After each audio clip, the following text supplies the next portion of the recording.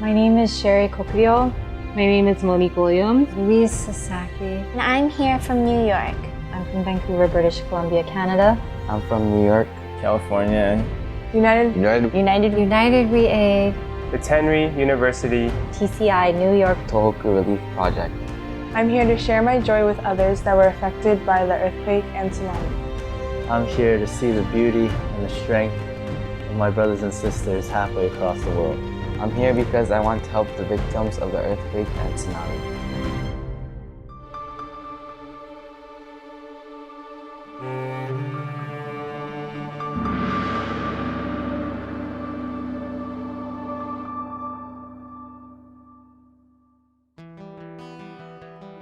After the first day of activities, we visited a disaster site along the coast close to Sendai City. And as we drove down along the coast, we also were able to travel around to see other areas that were devastated by the tsunami. we got to witness a lot of the destruction that was caused along the coast. Everything was basically just barren. One of the hardest struck areas by the tsunami, one of the initial areas where it struck. And I guess that's where it really started to hit home, where we are, what has been done to this area. This is people that have passed away. This is the death total. This is people that are missing. These are the different areas they're from. About that other sheet? This other sheet, this is just Miyagi-ken. So Miyagi-ken, these are the cities in Miyagi. And again, the death total, the missing. We were told that before the tsunami there were homes and businesses and buildings, and so we were only able to sort of use our imaginations to imagine what that must have been like.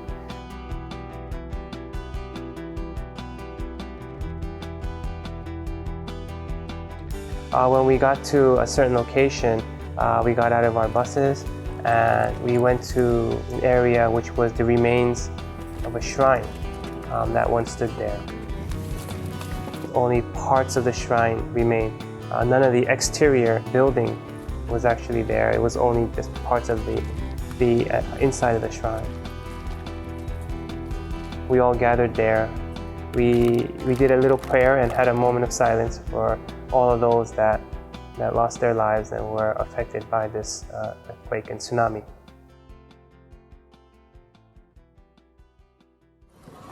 We're here at the tsunami site, I guess. I have nothing to say, man. This is worse than I actually imagined it. I actually thought there'd be more buildings and everything. So, everything's gone. So.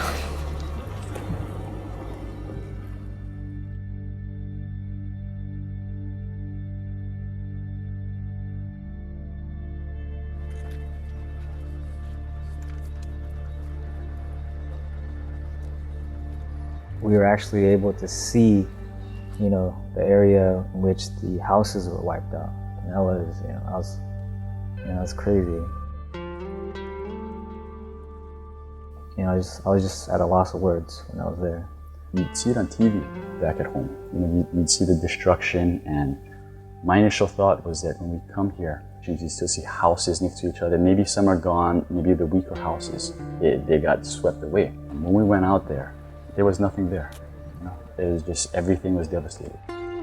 When you're so far away from it, you don't really realize, I guess, the severity of it. You can be at home in Hawaii, at home in New York, at home in California, and you can see these things on TV and say that, you feel for them.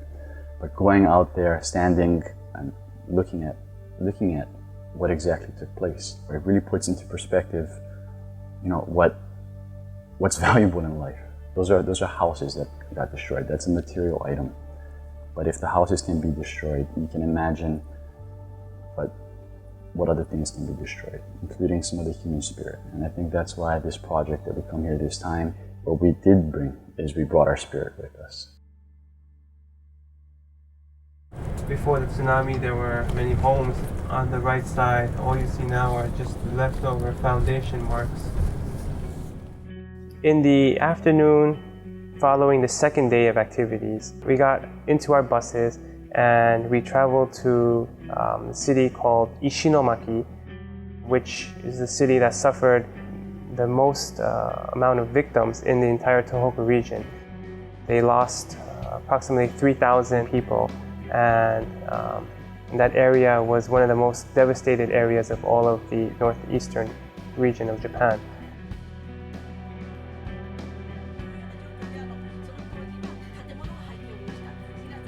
A lot of the areas that we toured were still left in that state, where basically they weren't touched since March 11th.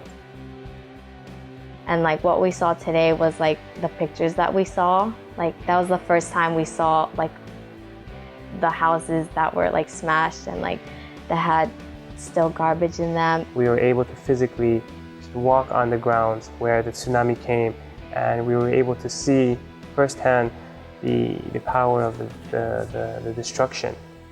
There was like glass everywhere, and there was like a boat in like the middle of the grass. Electric poles were completely bent sideways, knocked down.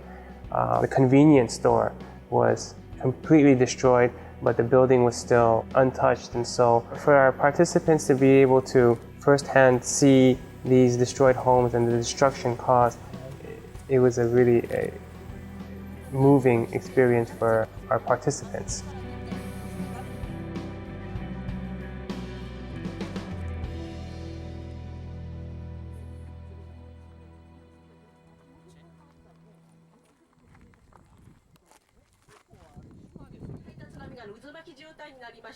We were given a tour by survivors of the tsunami. While they were explaining about the destruction and what the city used to look like, they would tell stories of their personal hardships that they suffered. I think that's when it really hit home that this earthquake and tsunami was really devastating for many people. A survivor of the tsunami last year went through the tour with us, and that was really. She was describing, how high the tsunami was and how far it came. She lost everything that she owned. All the memories and all her things and everything that she had worked for all her life were completely gone. Her house was completely taken away. After the tsunami came, her house was destroyed. She was then placed in the local elementary school gymnasium for a few days, and then she was relocated again into a makeshift shelter. A moving account of her experience. So that was very, I think, emotional for us to hear her experiences.